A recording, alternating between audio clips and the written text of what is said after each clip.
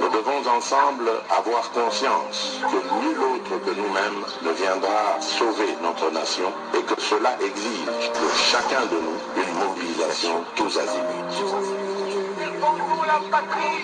Peuple congolais, il est temps de nous lever, de nous serrer les coudes et d'agir pour défendre notre patrie, notre intégrité territoriale et l'intangibilité de nos frontières. La République démocratique du Congo est victime d'une nouvelle agression rwandaise et des actes criminels et terroristes du M23.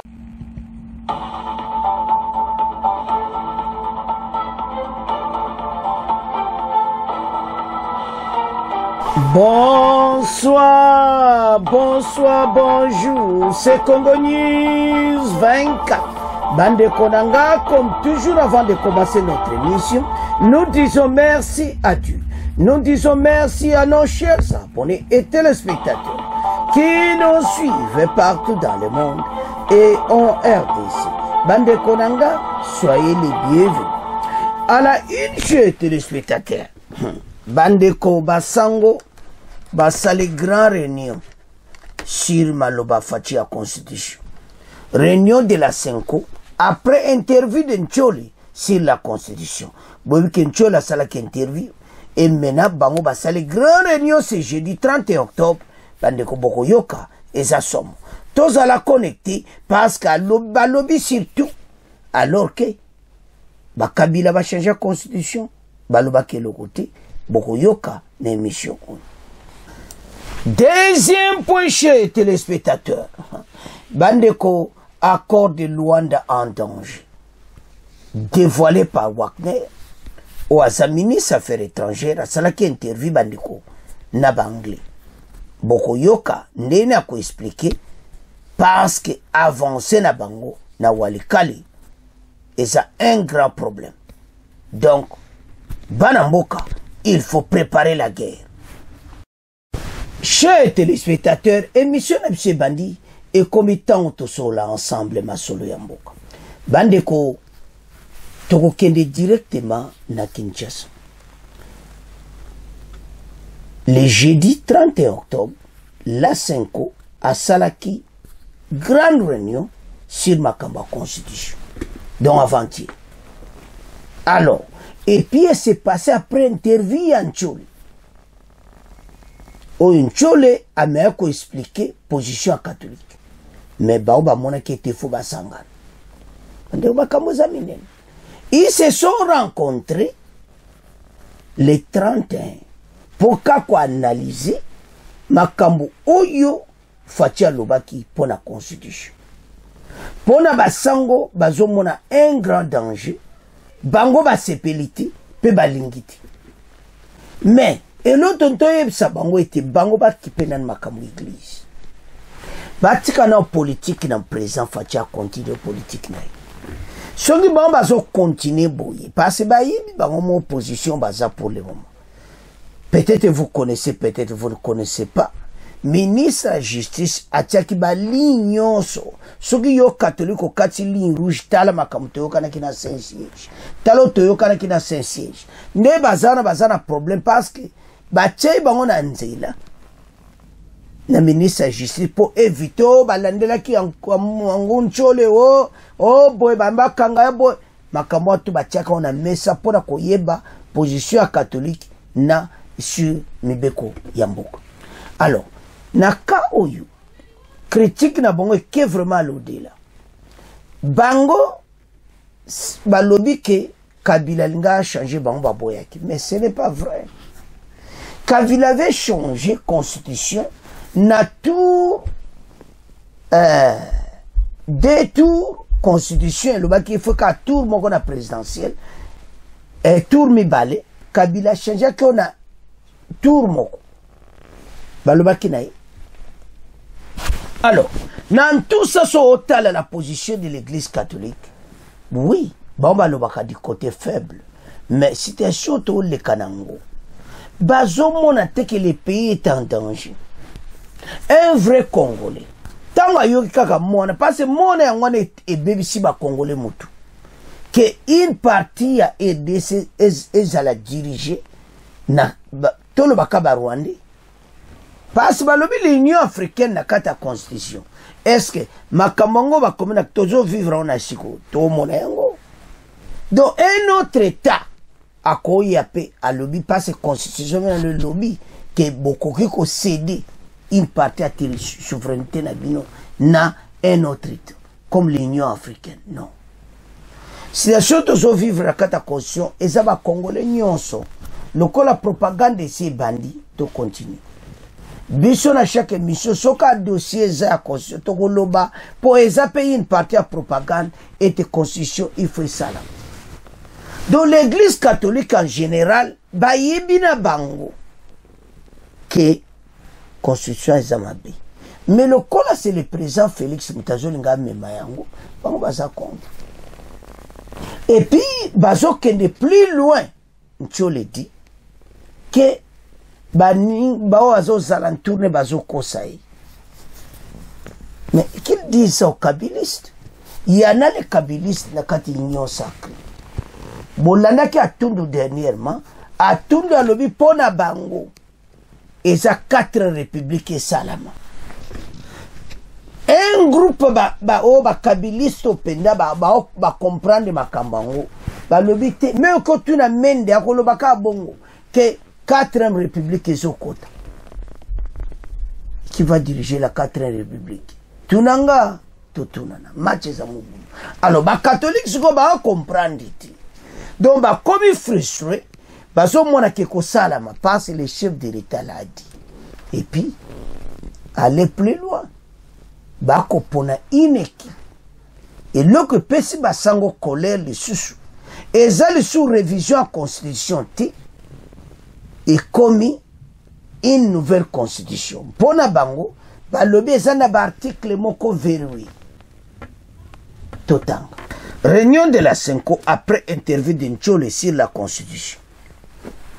La conférence épiscopale nationale du Congo a rappelé ce jeudi 31 octobre au chef de l'État la nécessité de travailler pour l'amélioration de la situation du pays, notamment sur les plans socio-économiques, sécuritaires et politiques, afin de garantir la stabilité et le bien-être des Congolais.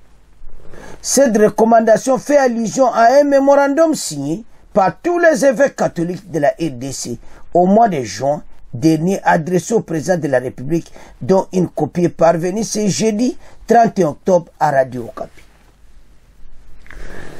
Selon Monseigneur Donatien Nchole, le secrétaire général de la Senko, ce mémorandum est publié ce jeudi compte tenu de l'actualité marquée par la question de la révision du changement de la Constitution évoquée par ce document remis en main propre au Félix Tshisekedi en juin dernier. Balobi, pourquoi bailler le 31 octobre? Pour n'a pas se fâcher à l'obé qui a changé la Constitution, on va y avoir un document à bango qu'on publie en haut, pesa qui fachi pour attendre Samboka. Mais na papier pour pesa qui est baloba qui m'a kamba Constitution ti. Le président de la République était très ouvert. Il a reconnu l'objectivité de l'analyse faite par les évêques, en commentant même en disant qu'il ne faut pas être congolais pour reconnaître ce que vous dites. Donc c'était vraiment accueilli positivement. Une belle ambiance de façon générale. Alors, il a essayé de répondre l'un à l'autre point de Monseigneur Donatien Nchole. Ne pas toucher aux articles verrouillés. Si la question de la révision de la Constitution, ajoute le secrétaire général de la Senko, le chef de l'État estime que la nécessité d'y réfléchir parce qu'il a ajouté, ce n'est pas quelque chose du présent.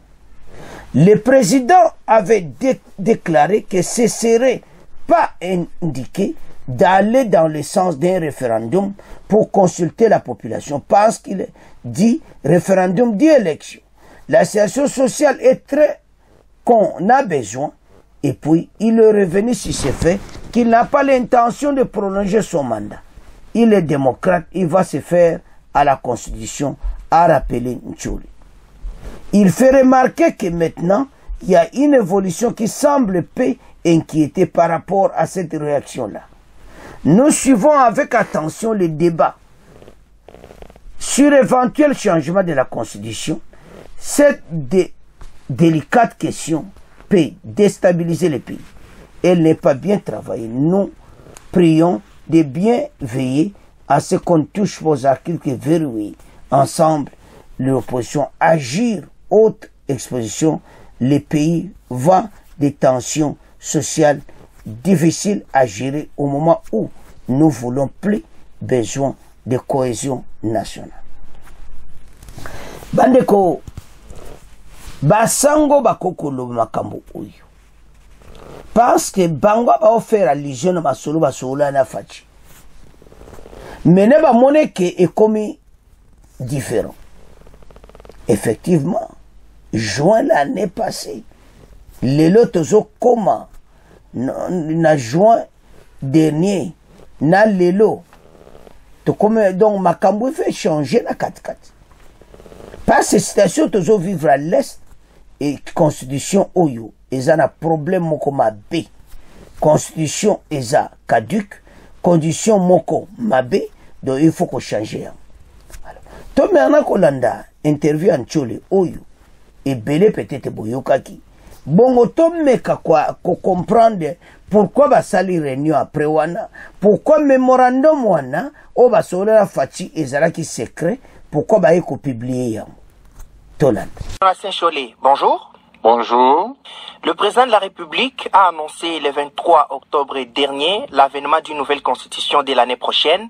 Quelle est votre réaction? Ma réaction est celle des évêques qui se sont déjà prononcés à ce sujet lors de leur dernière rencontre plénière. Donc, c'est une position politique, mais du côté de l'Église et du côté de la société civile dont nous faisons partie, en tout cas, nous pensons que c'est quelque chose à décourager dans le contexte actuel, quelle que soit la pertinence de l'un ou l'autre point relevé pour justifier cette démarche qui est dangereuse sur plusieurs plans, sur le plan social, sur le plan sécuritaire et même sur le plan politique. Comment vous expliquez cela? Je crois que le débat n'a pas commencé aujourd'hui. Le débat a commencé il y a plus ou moins 10 ans, ce même sujet. Et pour les mêmes raisons que ceux qui sont au pouvoir actuellement ont refusé que le président honoraire touche à la Constitution, la situation comme telle n'a pas évolué. En ce temps-là déjà, l'actuel président de la République et les siens disaient que le problème c'est pas la Constitution, mais c'est le social du Congolais. Et aujourd'hui, nous constatons que malgré les efforts fournis par le gouvernement, la situation sociale reste très préoccupante. Donc, on est dans un environnement où aujourd'hui il y a des grèves ici, demain il y a des grèves là-bas, et on ne voit pas de solution dans un avenir proche. Donc, ce serait vraiment très risqué dans ce contexte social, mais aussi ceux qui font la campagne pour cette révisitation ou ces changements éventuels, ils n'hésitent pas à évoquer des raisons qui énervent même les articles verrouillés. Mais c'est surtout l'aspect sécuritaire. Donc, ce projet de changement de constitution ou de révision de constitution qui a fait des morts ne passera pas sans un bras de fer social. Donc, ça sera un front en plus dans un pays qui est déjà fragilisé, et particulièrement à l'est du pays. Moi, je pense que les évêques ont raison de demander vraiment de bien réfléchir parce que si cette question n'est pas bien traitée, ça va déstabiliser le pays. Et le pays est déjà fragile, ce ne serait pas indiqué. Sur le plan politique, nous savons comment se sont passées les élections. Nous savons ce qui s'est passé particulièrement au niveau de la députation nationale, où beaucoup se sont retrouvés là sans avoir été élus, qui se retrouvent là-bas à coup d'argent. Donc, les gens qui sont nés de la corruption, et je crois qu'il ne se gênerait pas de négocier même la vie du pays à cause de l'argent. Je ne parle pas de tout le monde, je parle de cette catégorie de gens dont on doit tenir compte parce qu'ils sont là, leur voix va compter aussi. Aussi, nous vivons dans la population. Ceux qui font beaucoup de bruit ne sont pas nécessairement la majorité. Donc, c'est une question sensible, en fait. C'est une question socialement très sensible. Alors, faudra pas risquer sur ce terrain. Voilà le conseil que les évêques donnent, que nous trouvons pertinent. Les évêques ne sont pas d'accord, n'acceptent pas cette décision du chef de l'État. Qu'allez-vous faire concrètement pour empêcher que cela puisse se faire? Les évêques sont des pasteurs, ils sont dans leur mission prophétique. Ce qui les préoccupe principalement, c'est le bien-être de leur brebis, le peuple congolais. C'est la stabilité du pays, c'est la paix du pays. Et ils n'agissent pas en opposant, mais en prophète. Donc, pour revenir à votre question, ça dépend de l'évolution, comment ça va aller. Mais je crois que c'est chacun qui devra prendre ses responsabilités. Nous avons intérêt à ce que, à la voix des évêques, s'associe une bonne partie de la société civile qui aime ce pays pour faire comprendre au chef de l'État au sien que non, ce n'est pas le moment. Par rapport aux questions qui se posent, voyons comment les résoudre autrement. Par exemple, la question du retard dans la constitution du gouvernement. Je crois qu'on a des expériences où le même exercice a été fait en 10 jours, à une dizaine de jours, à une trentaine de jours. Mais pourquoi est-ce que cette fois-ci, où ils ont une majorité largement confortable, ça puisse prendre autant de temps? Le problème est ailleurs. Et si on vous demandait de vous adresser directement au chef de l'État, que lui diriez-vous de manière brève? Je vais le supplier d'écouter les évêques qui, tous réunis ensemble, ne peuvent vouloir que le bien de ce pays, qui n'écoutent pas ses collaborateurs, qui ne voient pas plus loin que leur ventre, leur famille, leur pouvoir. C'est lui qui assumera la responsabilité de ce qui arrivera. Monseigneur Donatien Cholet, je vous remercie.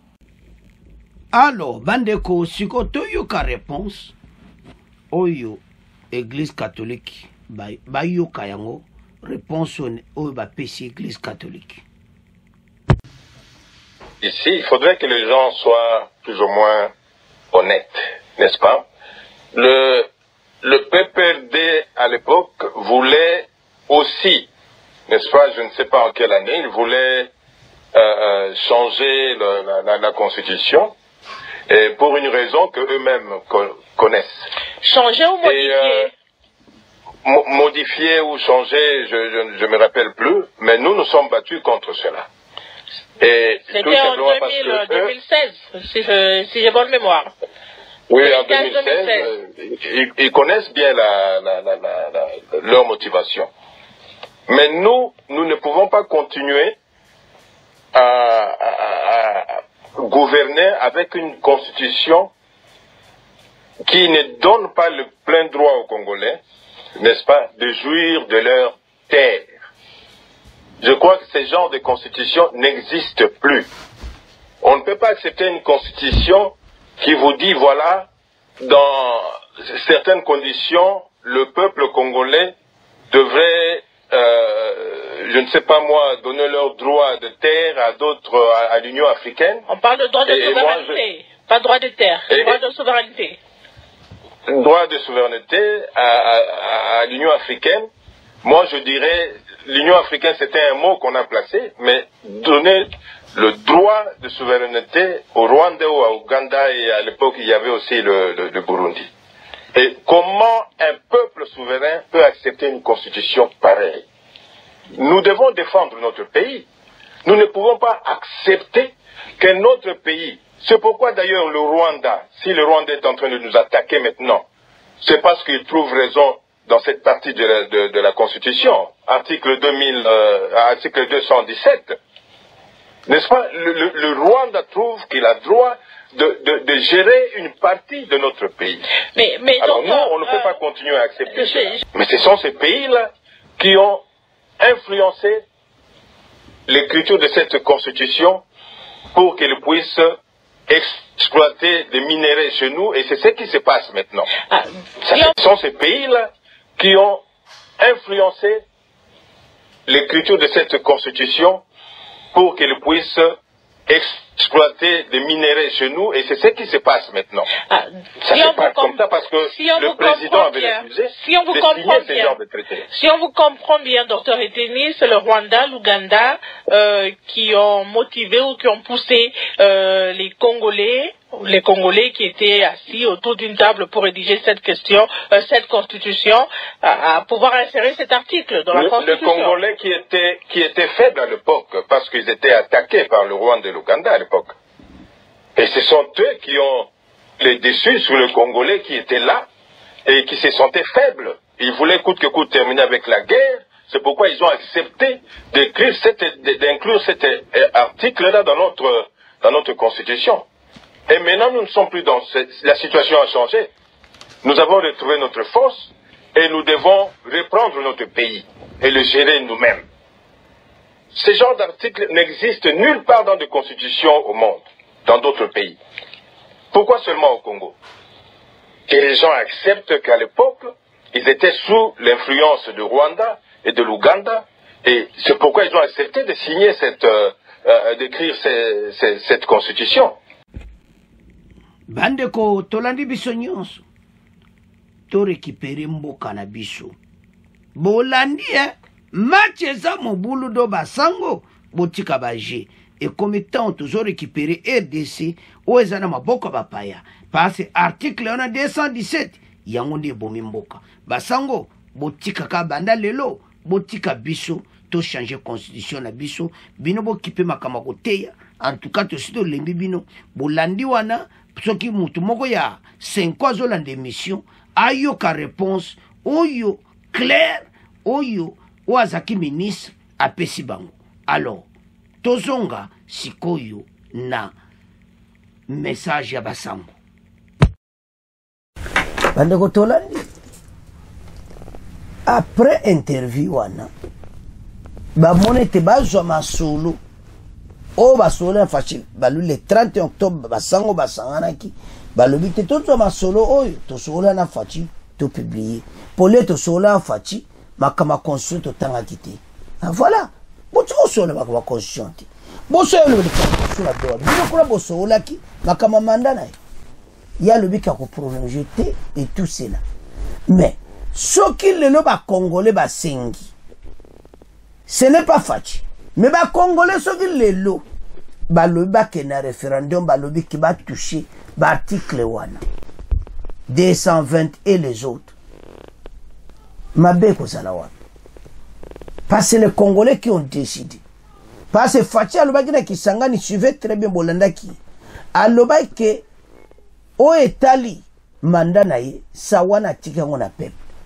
Mais il y a tant d'articles, il y a Kolongola.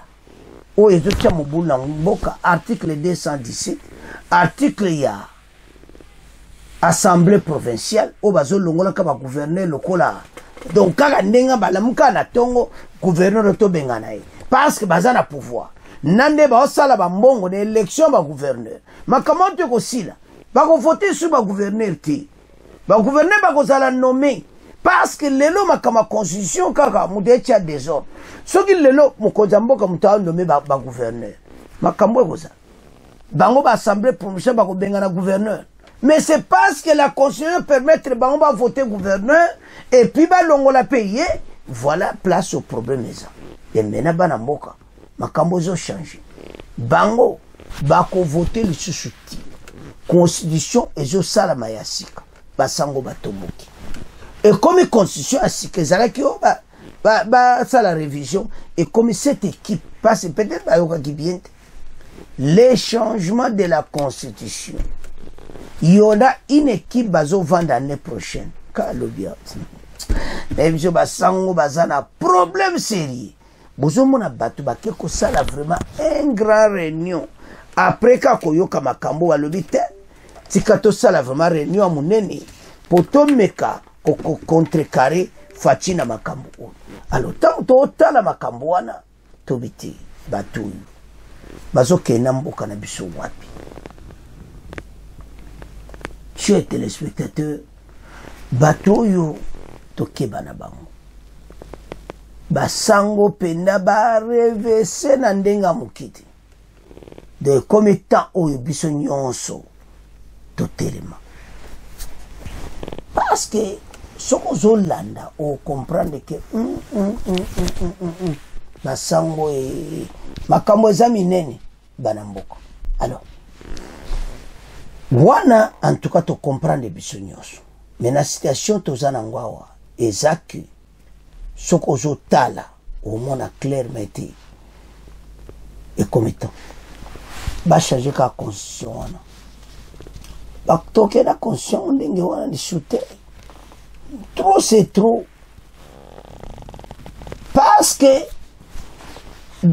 makambo eza na kati eza kosala propriété yango ba congolais totika na soka na 2 mois 3 mois makambo yango ebanda pour aller l'année prochaine donc ebanda nango et puis bayebete ndenge alobi ekosala basango wana en tout cas pour basango totika ngona bino bo analyser bolandi nchole wana bayebete balinga te constitution bazo changer wana biso to yebisa bino que c'est vrai bazo changer ngo ça sent mal surtout article 217 de sentir mabe congolais nyonso so botika référendum lelo ba congolais tout balo bo changer ba cause la kuta année prochaine te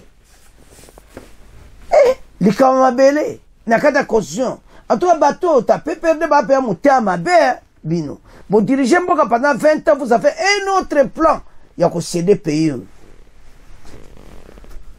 pana mboka grâce à Fachi toujours récupérer mboka tout tika on a bien alors bande ko tozoke na deuxième partie émission oyo eza ya situation à l'est alors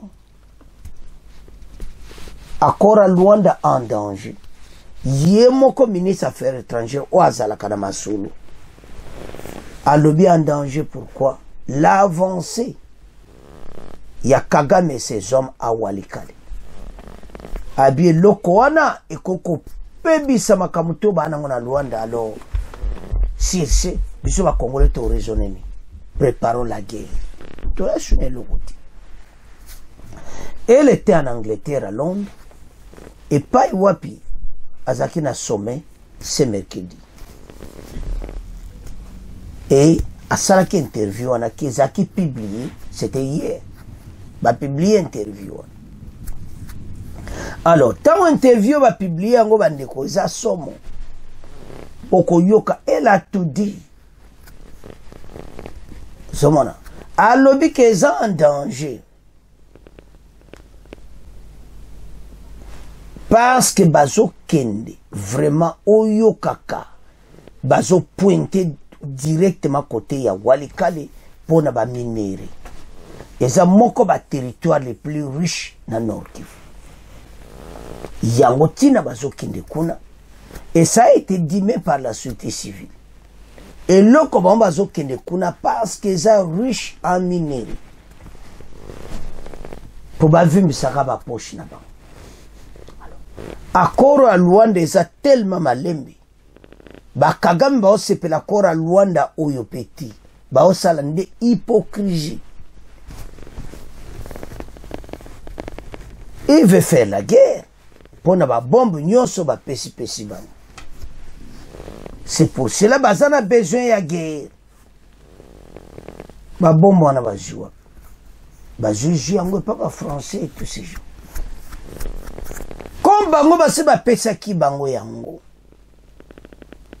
kaka bango moko Occident bazolinga lisusu te gereza baolinga tosila na accord wana mais biso mpe bayebi position na biso lisusu te Kagame se trompe FARDC oyo ayebaki ezalaki wana oyo abotolaki Bunagana oyo abotolaki soki Kanyabayonga les affaires de sur à côté à se tromper bako vivre ma sonde ba auto vivre mikolo kaka en petit ba koti zamba en débandade ils ont laissé les environs de Mpeti et la route qui mène vers Pinga ils ont tous en débandade FARDC saka panzi bango nyonso bakimi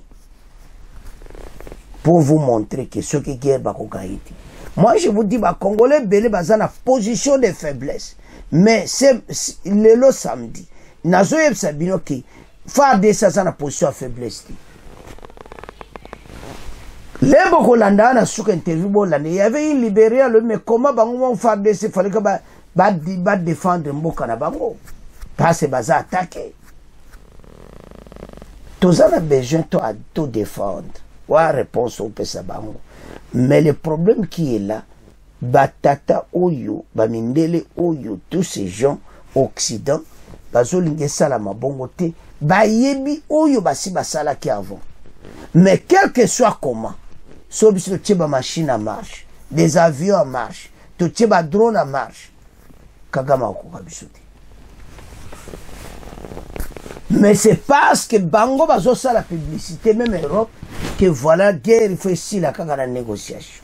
Bah, on peut cet exemple, il y a Ukraine dans Russie. Guerre ici la kateti lelo. Guerre on va nous continuer et ici là comment? Ici bah on vend autour de la table ou en ici. Mais tant on va vendre ti. Aux hommes on a que kuna peso pela.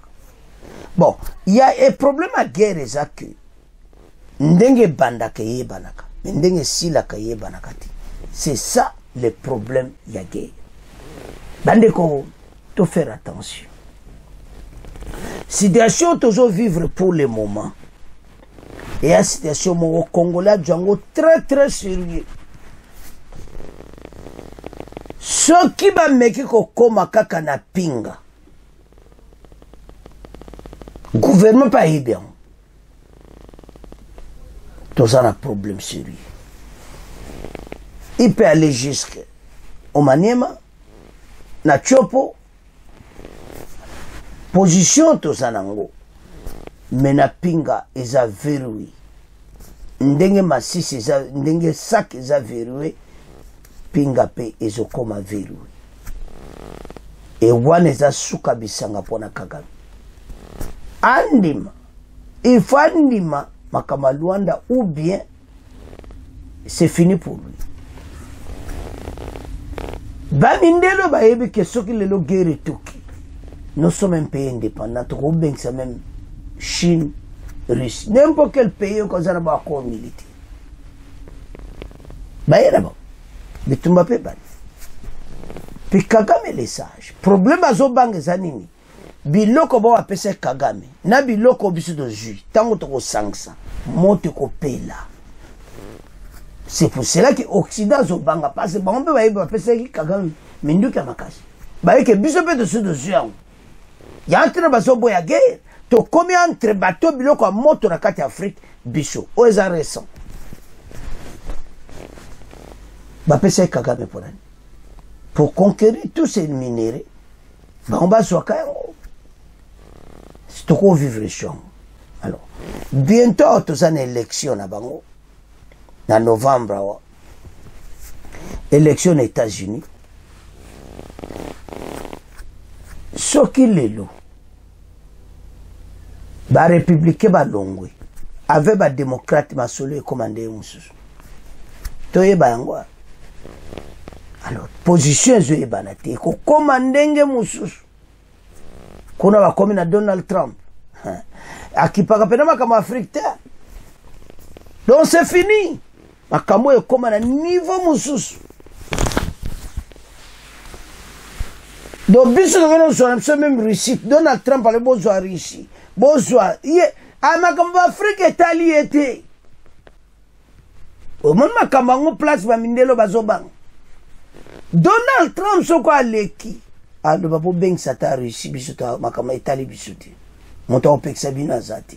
Au beng sata Chine. Donald Trump a sundo la ngo. Moto sué kopela. Kagame et ses hommes sur notre sol. Biloko ba chinois pe kiti. Au moins place problème est ça. Pas c'est ba républicain ba assuré que so ba koleka. Na ndema solo zo kende.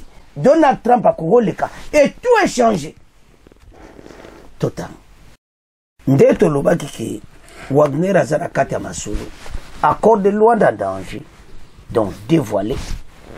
Wagner par Wagner, il faut préparer la guerre. Donc, tango a dévoilé un mot. Donc, ezama kambu oyo to comme un problème moko sérieux était makambo ezo leka kuna a ça la raison. Parce que biso mena soto sali. Il faut te préparer la guerre contre RDF 1-23. accord de Luanda en danger, dévoilé par Wagner, dont on a interview ou à interview de la ministre d'État Thérèse Kaikwamba Wagner accordé à Newsday sur BBC World Service depuis Londres. Ce mercredi 30 octobre, elle a abordé le sujet suivant. La situation sécuritaire à l'est de la RDC, la violence aggrave à Walikale et à Massissi en violation de l'accord de cessez-le-feu le 4 août. La crise à l'est de la RDC relève de la compétence du Conseil de sécurité des Nations Unies. Un rapport récent d'experts mandaté par l'ONU, voilà ndenge yango ezali. Donc makambo ezamine parce que mentionne l'implication de plus de 4000 soldats rwandais, la RDC face à une menace majeure. Les forces de défense rwandaises et les M23 violent le cessez-le-feu, cherchant à s'étendre et à contrôler les zones riches en minerais à Walikale. Et bluff du Rwanda. La RDC dénonce le Rwanda qui se présente comme un porteur de paix alors qu'il provoque la guerre dans la région de Grand Lac. Makambu examiné. Ce que nous voyons maintenant, ce sont des violations du cessez-le-feu par les RDF 123 dans une zone connue comme être riche en minéraux comme Walikale. Encore une fois, l'esquimau se répète avec une expansion et une occupation par une force armée étrangère ciblant précisément les richesses de la RDC. Les RDF, donc bien sûr, l'armée rwandaise. Citation Tozanango Yango. Parce que Bamba Monieti, il faut bakende, basala wana, kuna bakita na Walikale. Mais aussi de verrouiller côté wana.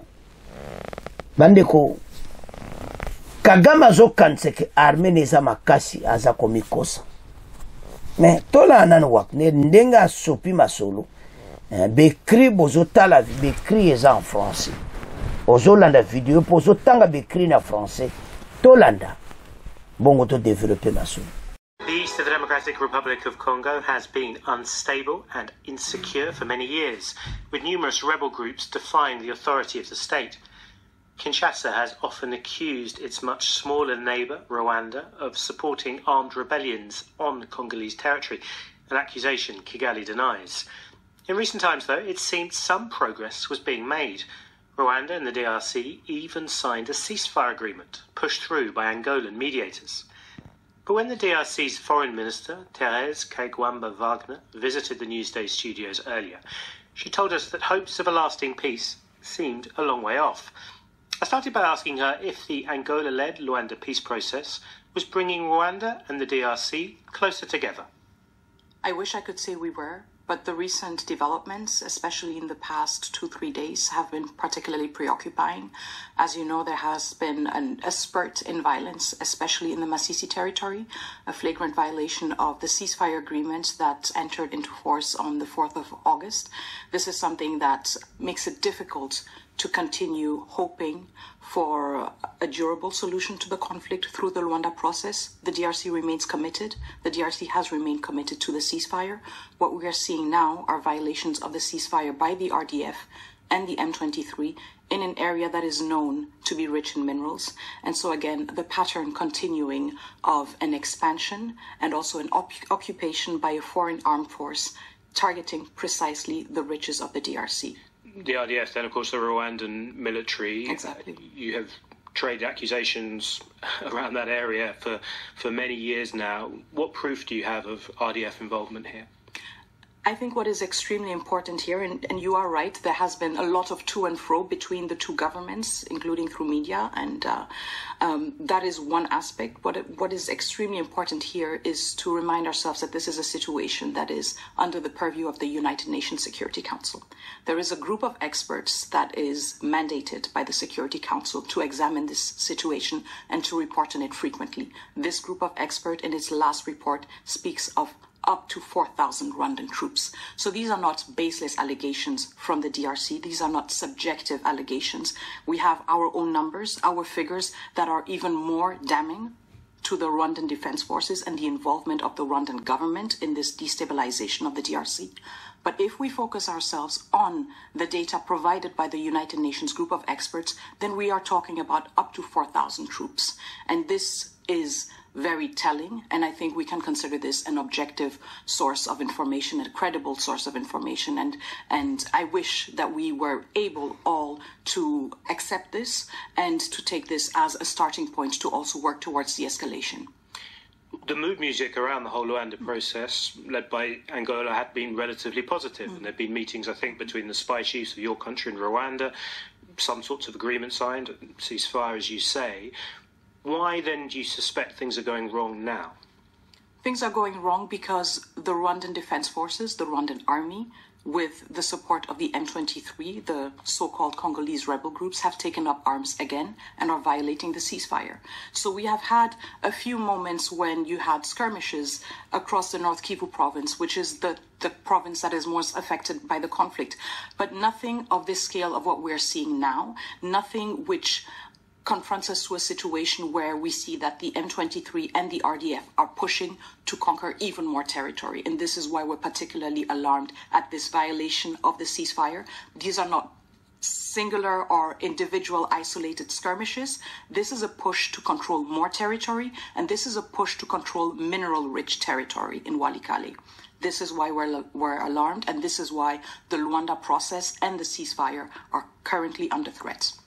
So how do you count on responding? Militarily, you found it very difficult to defeat the M23 in the past, and yet you say the peace process is under threat. So what do you do?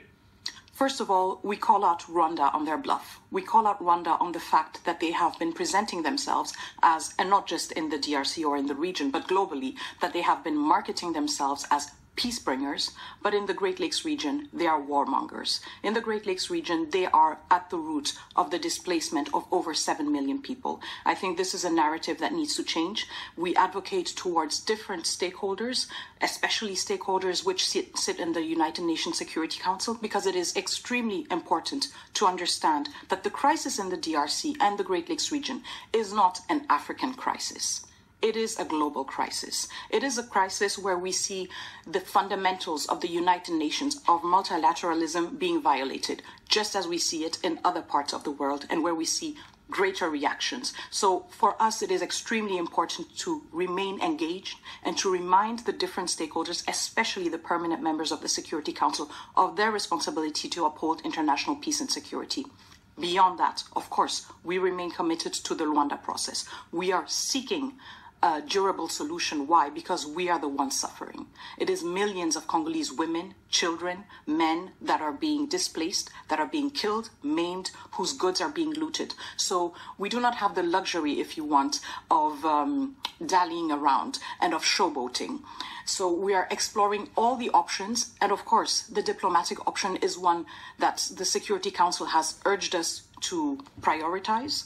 We defend our people, of course, with our army, but at the same time, we are trying to work hand in hand with the Security Council. What is important here is that it is a shared responsibility, and we make sure that everyone is held accountable for their responsibility in this situation. The Council must play a stronger role. This is why we are in the UK.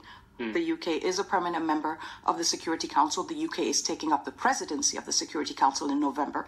This is why we advocate towards permanent members of the Security Council. But Rwanda also has to play its responsibility and play its share of the game. That is the Foreign Minister of the Democratic Republic of Congo, Thérèse Kayigamba Wagner, in our Newsday studios a short while ago. We have reached out to Rwanda to get their side of the story. We've not heard anything back yet. We've also had a message in from Edward Jusu from Sierra Leone, who says, "My concern is that the DRC has been complaining about this Rwandan influence in their country for several years, and they're far bigger and possibly a wealthier nation. Why are the DRC incapable of defending their nation?"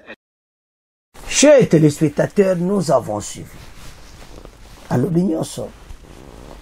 Ne bandelwana lobi auparavant, oui, t'as battu une question qui va sur la Luanda.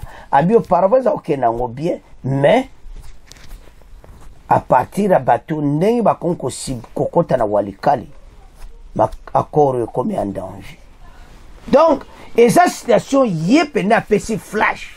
moto déjà pesi yango biso to comprendre que ye mutu aza sur masolo alobi ke mene ezokende malamu te à partir avancé ya bato oyo nde bazovioler cessez-le-feu. Donc toza se retrouver kaka pa accord à Luanda nekufi nango siko biso fo tozala na position de faiblesse totelema dia na position tozobunda tozobengana cet ennemi oyo azodéranger le territoire congolais bandeko l'heure est grave soko otala situation toza nango ndenge bato oyo bazoplanifie koavancer donc ezomwaka accord ekokufa mpe kaka toyebi te. Et maintenant, bon bazondima te maintenant l'heure bakondima que nous avons une armée. Pour le moment, ba Congolo bino nyonso obolo bakamabe pona FARDC totelema ensemble. Bende le kwete. Tozala sima ya armée. Et cette armée obalo bakabende le kwete tanga wana très bien biso photo zala na sima na bango. Nous tous. Et ça, on a bien écrit. Nous tous derrière les FARDC. Ce que yoza la kasima FARDC toza nan. Yango bakamoka tozolo bete yana bazaka ke bele batango. So bakota lubini de komo avitala. Baruando bakota kota na kata ba administration na so bakota partout. O moneka boyo utu Congolais mazane Rwanda. Ba utu para biso bangonde ba uti kura na ba bangona Rwanda. Donc si était utu donc c'était Rwanda. Le quoi baza ba face net ya biso ale. Ozomo na problème tozanango. Mais tala armée na bango. Majorité batuti. Pour mona Kagame. Aza mutu moko. Il continue à tuer pas seulement les Congolais, azobomana ba Rwandais, les Hutus rwandais. Donc, makamozo le kana et c'est ça très compliqué. Donc, ayina côté aller ramasser bango. Donc, situation toujours vivre à l'est et comme pena mawatro. Yangwe bere ba se référendum à ma constitution que céder une partie du territoire. Babilo qu'on a toujours ça la propriété. Constitution faut ba longolango très rapide. Ils ont même ça mito abattu. Et surtout que Kagame a sur le sol Congo. Alors, maintenant interview en Asuko. On a dit qu'on a demandé à ESO libérer Mokwana. Libérer à Zolo mais bon RDCP faut pas défendre Mokwana. Et voilà. Armée faut défendre Mboka. Soto Hollanda kaka accord à Luanda au Chile le yemo mama o azasi masolo a lobby. To benda film to comprendre nde ya lobby. Kezo pe sa propriété tant que Kagame azo kende ko conquérir ba territoire. C'est le faire ouais. C'est ça où yo eza ko énerver ba Congolais belé mais conseil toujours pesa bandeko nyonso biso tozala sima FARDC pense FARDC tant kaka bakopesa kaka oyokaka clairo ebeti togagne armée rwandaise et moi j'en suis sûr tant le bango les bandeko Congo bazo croire Kagame azo comme épuisé na ba richesse o ba juge alors comme à l'air moko mbongo nyonso kosila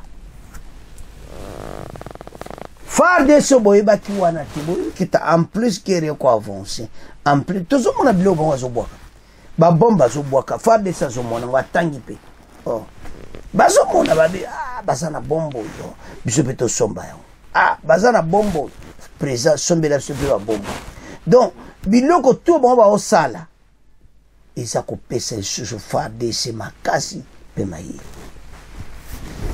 C'est pour cela que bazo continuer leur programmation militaire.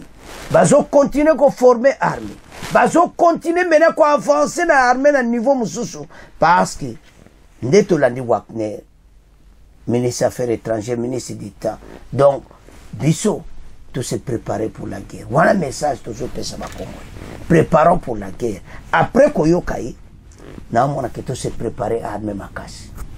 Il y a un danger qui peut arriver. Donc, tout ça, la Makassi, armé comme à un niveau à Makassi, était bateau Bakoko. Et le bandit comme ça, mais tout ça n'a pas drone, tout ça n'a pas avion de chasse, ni au kokati. Ndé koto peut se réponse, Zana Kimi. Tango karate zokoko. O soko e beti mutako zong samso simazati. Yanti na tondo ba ke élection États-Unis za influence Makassi na Makamboni. Oui, ba onyo so balanda ke intérêt moko. Mais j'avais remarqué la lera Donald Trump bato bazo kota baso na bishote. Tazolo no vérité. Alobia, aloba ke ba africain bazo bata désordre. Donc administration ya Trump mutazo ki kokuta ane kudina présent ici. Donc yekutu yeso ya ontina ba olingeti. Ozomona so kika Donald Trump a leki situation et s'échanger. Parce qu'il y a qu'on peut qui s'abissoter. Il y a qu'on permettre n'importe quel pays qui n'a pas besoin. Minduki. Bon salo bino bolingi. Akoya ko kota makande républicain. Ba républicain par exemple va changer ba bomimbo kana bisote. Kaka les républicains bato bazwaki Kabila. Ne bonga. Kaka bango. Kaka les mêmes républicains au ba télévision qui va venir 20 ans na pouvoir. Kaka bango. Yango tina ba républicain au bon a évité so bandi ko position na minaneni ngana omona ke malamu kutu Donald Trump ale kana soki ya leki makambo ebele ko je pense ya ko beta kara makambo tele kana vetali eti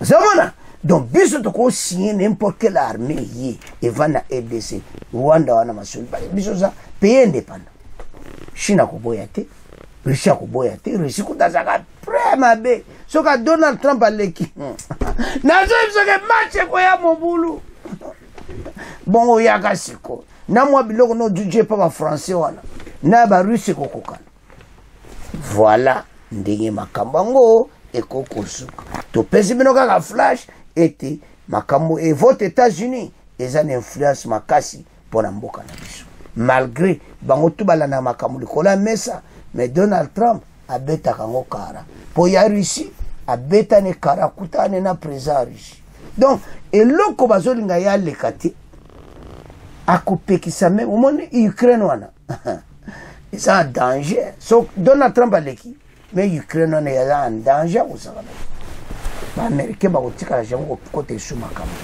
alors voilà la situation autozana bana mboka to landi ministre d'état ministre affaires étrangères ya lobby boyi ki accord wana eza na danger pona ba avancer mozo sana walikale alors eza ko sakana te donc ko koma na niveau mo biso peut dire raison bon ba on va violer c'est le fait biso pe masola ngo ba kora Luanda et panzane pe ka bongo to koti na bitumba alors préparons la guerre c'est à ce point comment clôturer mission na biso bon continuer ko s'abonner to comment kutana na 22h émission na biso.